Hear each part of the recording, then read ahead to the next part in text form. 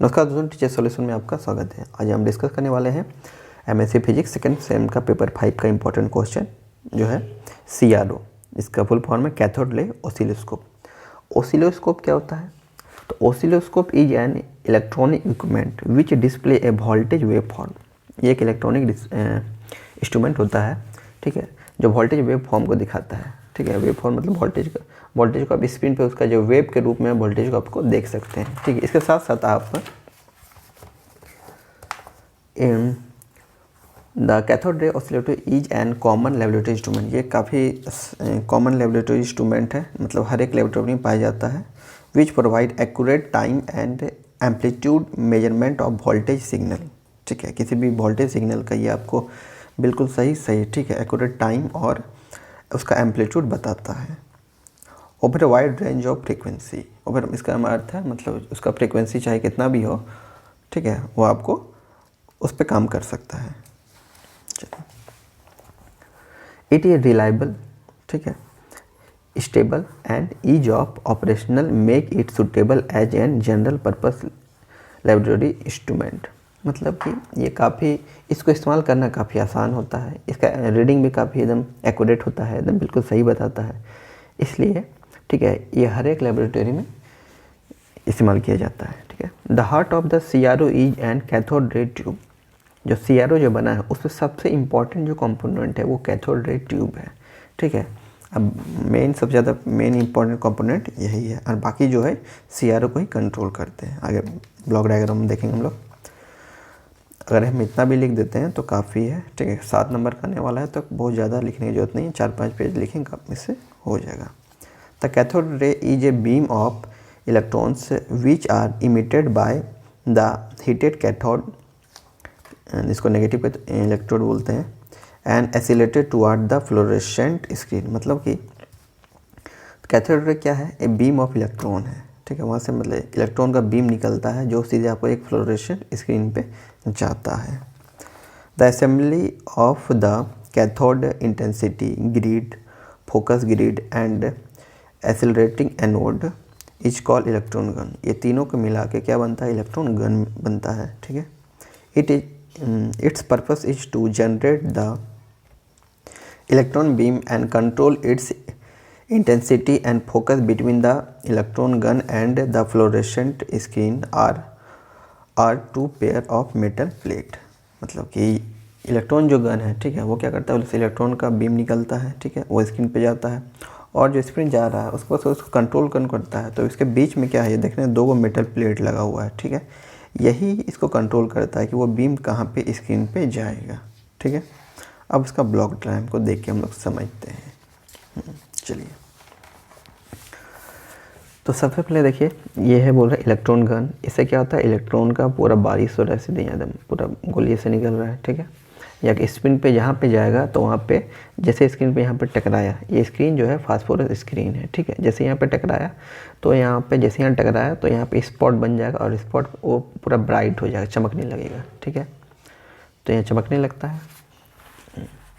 ठीक है, और तो ये दोनों क्या करता है? ये दोनों क्या कर देगा? इस देखिए, इलेक्ट्रॉन जा रहा है। अच्छा, इलेक्ट्रॉन क्या है? चार्ज है, कोई भी चार्ज पार्टिकल। ठीक है, किसी भी फील्ड में जाएगा, इलेक्ट्रिकल या मैग्नेटिक फील्ड में जाएगा, उस पर एक फोर्स लगेगा, तो ये क्या करता है? इसको डिफ्लेक्ट करेगा, या तो ऊपर भेजेगा या नीचे भेजेगा। ठीक है, ये दोनों डिफ्लेक्टर है।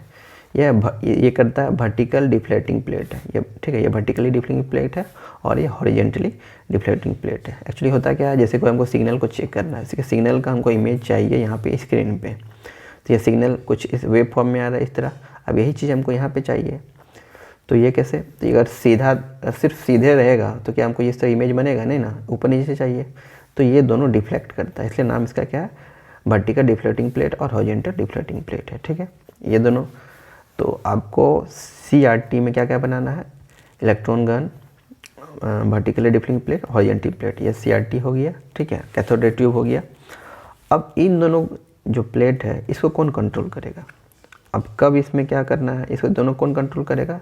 तो इसको याद रखना, एक कंट्रोल करेगा अगर ये इसका नाम क्या है? वर्टिकली डिफ्लेक्टिंग प्लेट, जिसको करेगा कंट्रोल वर्टिकल एम्पलीफायर। ठीक है, उसी तरह ये हॉरिजेंटल है, जिसको करेगा हॉरिजेंटल एम्पलीफायर।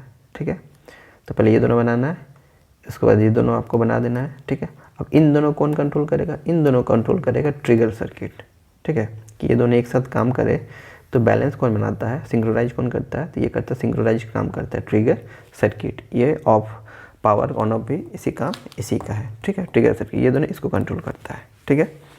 तो आप ये दोनों डायग्राम बना के समझ गए, ठीक है। अब शुरू से देखते हैं। अच्छा ठीक है, अब पावर देना है हमको, ठीक है, तो एच भी पावर सप्लाई देखो, तो CRT को कैथोड ट्यूब को हम लोग क्या देंगे, हाई वोल्टेज देंगे, ठीक है, इसको देंगे हाई वोल्टेज, और बाकी जितना भी ना इसको ये सबको क्या देंगे, लो वोल्टेज, ठीक है। यहाँ पावर सप्लाई में लिखा हुआ है लो वोल्टेज सप्लाई, ये बाकी सबको लो वोल्ट देना है, ठीक है। अब शुरू से देखते हैं। यहाँ सिग्नल आया, ठीक है, कुछ सिग्नल का हिस्सा वर्टिकल एम्पलीफायर में चला गया और कुछ चला गया आपके पास, कुछ इसके पास आ गया और ये भेज जाएगा इसके पास, ठीक है। कुछ हिस्सा इधर आ जाता है, इधर चल जाएगा, यहाँ से होते हुए यहाँ जाएगा, और कुछ हिस्सा इसके पास आएगा, ठीक है।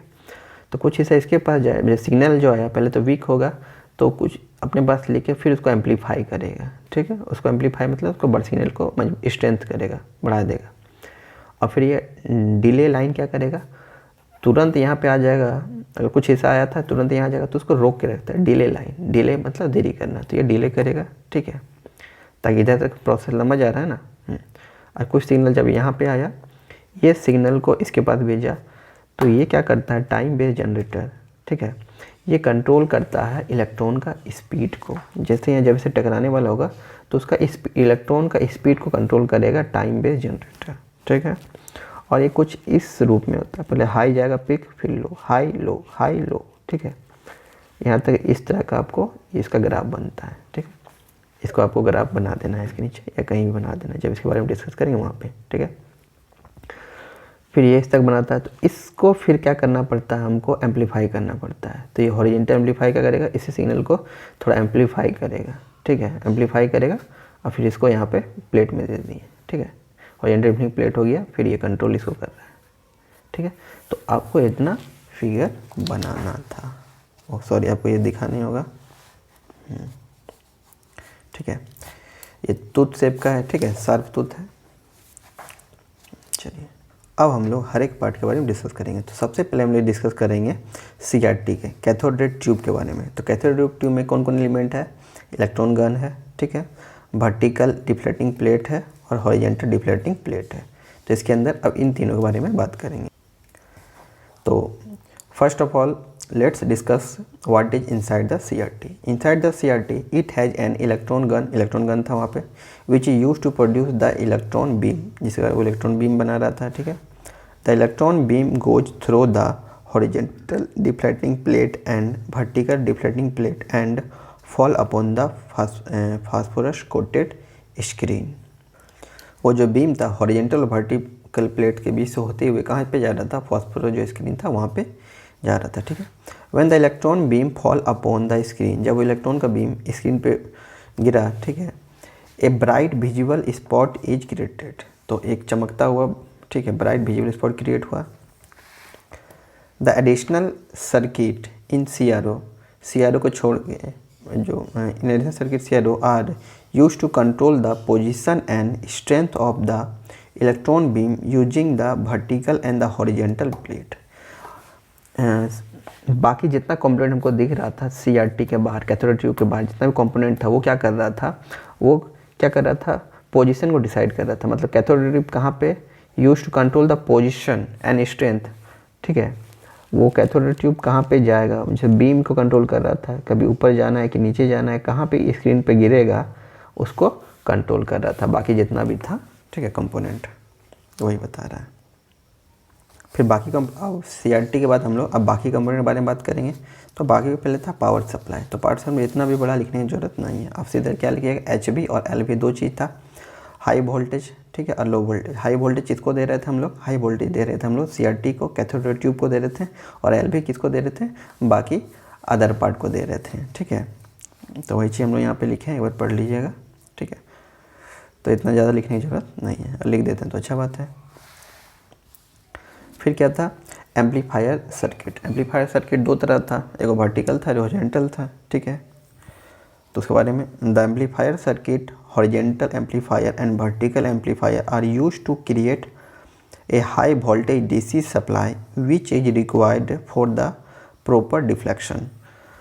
तो एम्पलीफायर क्या कर रहा था, हाई वोल्टेज डीसी सप्लाई दे रहा था, ठीक है, ताकि प्रॉपर डिफ्लेक्शन हो, ताकि वो जो बीम जा रहा था अपने रास्ता से मुड़े, ठीक है।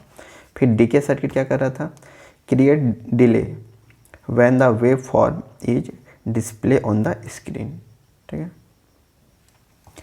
टाइम बेस्ड जनरेटर, ठीक है, टाइम बेस्ड जनरेटर पहले ही बोले थे कि speed control, the time based generator और sweep generator circuit is used to control the speed of the electron beam when it just tend to fall upon the screen। ये electron beam का speed control कर रहा था, ठीक है।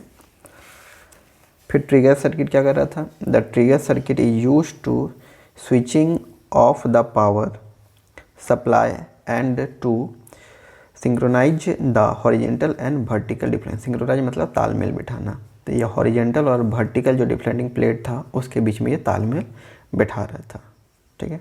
तो आशा करता हूँ ये वीडियो आपको पसंद आया होगा। अगर आपको अच्छा लगा है तो इसे लाइक करिए, कमेंट में मुझे ज़रूर बताइए और इसको शेयर भी करिए। धन्यवाद।